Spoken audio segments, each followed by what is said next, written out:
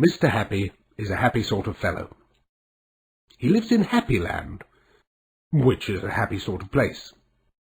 Behind his house is a wood full of happy birds, and on the other side of the wood there's a lake full of happy fish. Now one day, not long ago, Mr. Happy went for a walk through the wood. As he came to the shore of the lake, he heard an unusual sound. A sound that is seldom heard in Happyland. It was the sound of somebody moaning and grumbling. Mr. Happy peered around the trunk of a tree.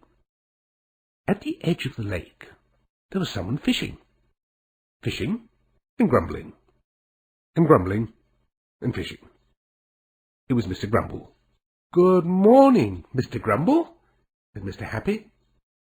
"Shh!" shushed Mr. Grumble. "Sorry," whispered Mr. Happy. "Have you caught anything?" "I've caught a cold," grumbled Mr. Grumble. "I've been sitting here all night. I hate fishing." "Then why are you fishing?" asked Mr. Happy. "Because Mr. Quiet said it was fun. And you see, I'm trying to do something I enjoy doing.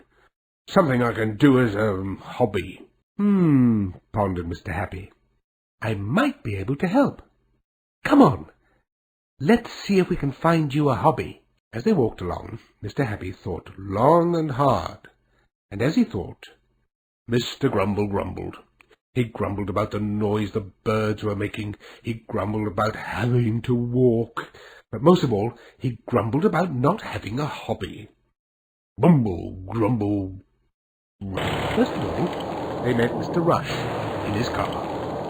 Mr. Happy explained what they were doing. "What's your hobby?" asked Mr. Grumble. "Speed," said Mr. Rush. "Hopping!"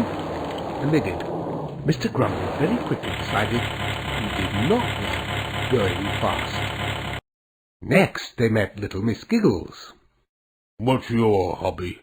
asked Mr. Grumble. I like giggling," giggled Miss Giggles. So they went to the circus to see the clowns. Little Miss Giggles giggled, Mr. Happy laughed, and Mr. Grumble frowned. "I hate custard pies," grumbled Mr. Grumble. It proved to be a very long day for Mr. Happy. They went everywhere. They went to little Miss Splendid's house, but Mr. Grumble did not like hats. They went to Mr. Mischief's house, but Mr. Grumble didn't like practical jokes. They bounced with Mr. Bounce, and they looked through the keyholes with Mr. Nosy, but nothing was right. In fact, nothing was left. Mr. Happy had run out of ideas. As the sun was setting, they saw Mr. Impossible coming towards them down the lane. "Now, if anybody can help us, that somebody ought to be Mr. Impossible," said Mr. Happy. "Hello," Mr. Happy said. "You're good at the impossible. Can you think of a hobby that Mr. Grumble would enjoy?" "That," said Mr. Impossible. "Yes," said Mr. Happy and Mr. Grumble together, "would be impossible," said Mr. Impossible. "Oh," growled Mr. Grumble, and stumped off home. It was while drinking a cup of tea the next morning that Mr. Happy had an idea. A perfectly obvious idea. He rushed round to Mr. Grumble's house. "I've got it!" cried Mr. Happy. "You can take up fishing."